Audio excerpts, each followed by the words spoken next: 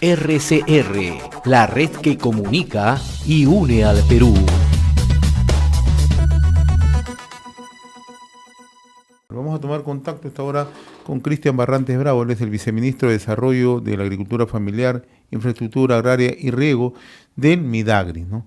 Y le agradecemos la amabilidad de compartir esta comunicación a través de RCR, Red de Comunicación Regional. Viceministro, qué gusto saludarlo. Gracias por atender esta comunicación. Buen día, muy amable. Muy buenos días, muy buenos días. Un gusto saludarlo, saludar también a RCR y a través de RCR a todos los radio oyentes, ¿no? que nos pueden escuchar a través de este medio y aprovechar pues de portar el saludo, ¿no? de nuestro Ministerio de Desarrollo Agrario y Riego. El tema es cómo se está actuando frente a la emergencia, cómo se está atendiendo la emergencia en el norte del país, Tumbes, Piura, Lambayeque, ¿no?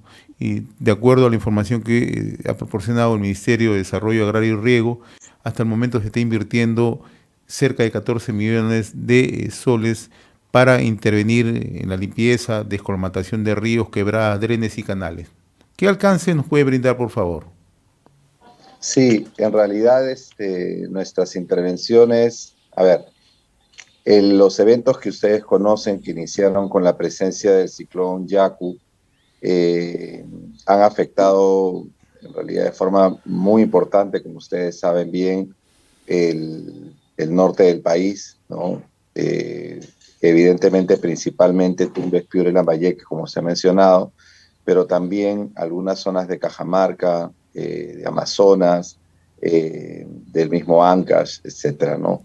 Entonces, cuando han empezado estas afectaciones principalmente a campos de cultivo, en el caso de nuestro sector, ¿no? Se activó un seguro agrario catastrófico, ¿no? Un seguro que el Ministerio mantiene y en el cual se otorga una indemnización a los productores de 800 soles, que es lo que, digamos, se activó primero, era la primera, lo que teníamos más a mano, ¿no? Sin embargo, después se han venido trabajando una serie de actividades, ¿no?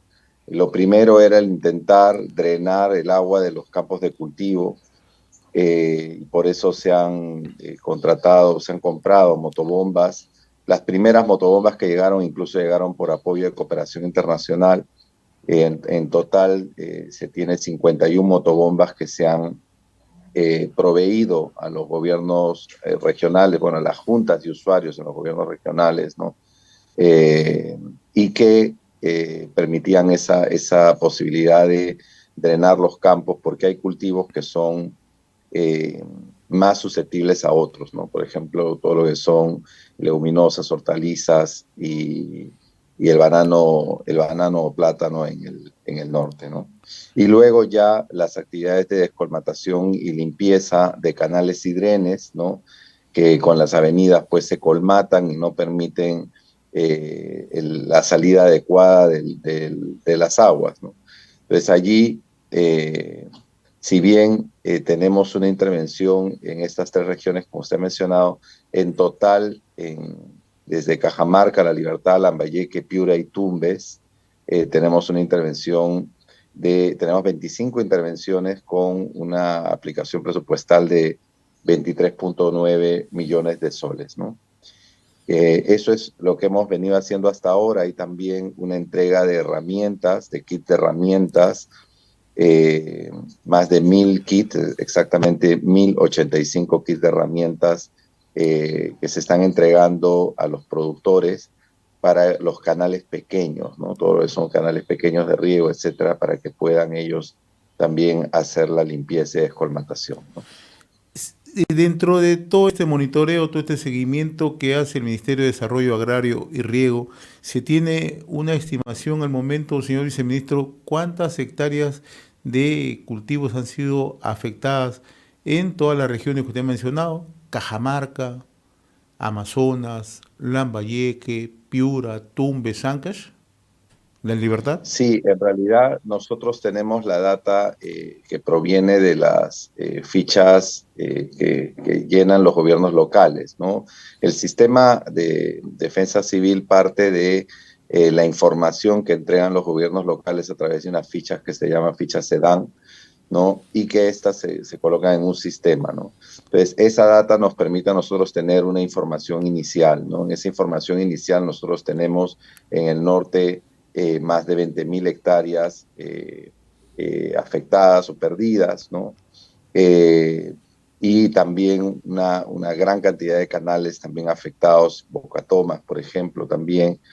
Pero esa información, nosotros siempre decimos esta información es dinámica porque se va corroborando en campo y también van sumándose otras informaciones que hasta el momento no han sido subidas a este sistema, ¿no? Allí definitivamente hemos tenido una dificultad porque este ciclón y este problema de incremento de la temperatura del Mar del Norte lo que ha generado es también que los gobiernos locales que recién iniciaban una gestión tengan que rápidamente conocer, ¿no? Y activar estos sistemas, ¿no? Ahí, por ejemplo, una de las acciones que se hizo fue poner a todo el personal del Midagri a disposición de los gobiernos locales y regionales para que apoyaran esta actividad, toda vez de que veíamos que todavía había cierta debilidad en esa toma de información, ¿no? No, hay que saludar estas acciones que viene realizando el Midagri, ¿no? Pero en el tema de limpieza, descolmatación de ríos, quebradas, drenes y canales, ¿no? Usted tiene a su cargo el Viceministerio de Desarrollo de la Agricultura Familiar e Infraestructura Agraria, ¿no? Y en la situación en la que nos encontramos en estos momentos también un poco que nos coloca en una realidad, ¿no? Uno cuando consulta a especialistas, cuando consulta a gente entendida en materia agrícola y sobre todo especialistas en infraestructura hídrica, siempre se pregunta, ¿por qué no hemos sido capaces de tener infraestructura adecuada, ¿no? Hace unos días conversaba con un especialista, nos decía que millones y millones de litros de agua se pierden. Si bien es cierto, las lluvias causan destrozos, generan huaicos, pero si hubiera un buen aprovechamiento, y usted mejor que yo lo conoce, en lo que se denomina siembra y cosecha de agua, se puede aprovechar esta agua para época de estiaje, es decir, cuando no hay lluvias, ¿no? Este es el caso puntual de Cajamarca, ¿no? Confronta esa realidad. Tiene provincias donde llueve bastante en determinada estacionalidad y otras donde no llueve, lo mismo que en la Sierra de Piura, Huancabamba, Ayabaca, usted lo conoce muy de cerca. ¿Por qué no hemos sido capaces, señor viceministro, de tener infraestructura? ¿Qué es lo que nos falta? Recursos hay, todo el mundo dice. ¿Por qué no se aplica eso? Sí, no, es una pregunta que nos permite hacer una reflexión muy grande, ¿no? Y es que y es algo que lo hemos visto también ahora, ¿no? Realmente lo que nosotros hemos percibido en este tiempo es que una cosa es lo que es prevención, ¿no? Luego ya lo que es preparación, que es ante ya la inminencia de un problema, y lo que es ya la reacción, ¿no? La reacción durante la emergencia, ¿no? Y en el Perú vivimos mucho de preparaciones y de reacciones ante la emergencia, ¿no? Se han hecho varias propuestas, ¿no?